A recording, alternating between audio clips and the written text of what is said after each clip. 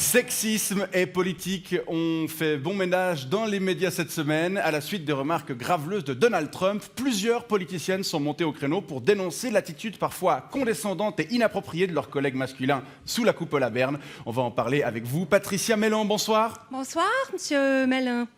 Veillant. Veillant. Vous siégez au Parlement fédéral sous les couleurs de l'UDC. UDC. Vous faites partie des 65 femmes élues au Conseil national, un tiers des parlementaires de cette chambre.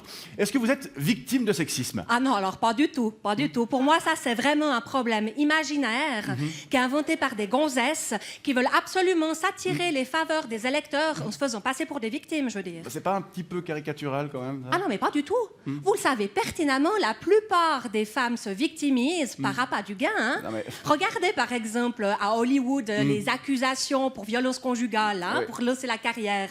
Par exemple, la femme de Johnny Depp, là, comment elle s'appelle Ah déjà? oui, Amber Heard. Voilà. Eh ben, elle l'a accusée de la taper pour devenir célèbre. Non mais attendez, ça n'a pas du tout fonctionné puisque d'ailleurs vous vous souvenez pas de son nom. Et en l'occurrence, elle a apporté de nombreuses preuves et a tout de même subi un lynchage médiatique pour des accusations qui sont pourtant avérées fondées par la suite. C'est un comportement complètement sexiste, ça vous choque pas? Non, ce qui me choque, Oui.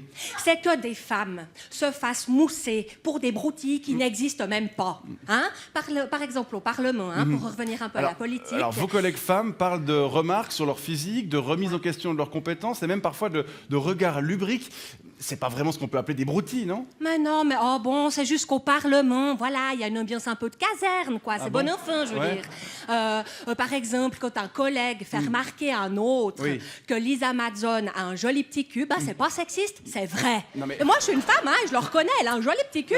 C'est pas faire preuve de beaucoup de respect que de le mentionner. Non, mais vous êtes quand même d'accord. Elle a un joli petit cul. Non mais attendez, là n'est pas la question. Ce genre de remarque ne serait jamais faite à un homme, par Ah exemple. bon, ça dépend alors. Évidemment, on ferait pas ce genre de remarque à Yves Nideguer ou Christian Levrat, mais à Fatih Derder. Ou Mathias Renard. Alors, pardon, mais Ouais, oui, ok. oui. Pourtant, même pour ces derniers, ça n'arrive pas, alors que les témoignages de comportements sexistes abondent de la part de vos collègues féminines. Mais oui, mais ça, c'est parce que les bonnes femmes savent pas recevoir des compliments. Je veux dire, elles sont beaucoup trop sensibles. Mais vous en êtes vous-même une de femme, non? Oui, pour le moment, oui. Comment ça, pour le moment? Bah, c'est-à-dire... Oui. Je vais changer de sexe. Ah bon, vous êtes transsexuel? Non, pas du tout. Alors non, pas transsexuelle, je suis une femme. J'aime les hommes, Ouais. j'aime mon corps, Ouais.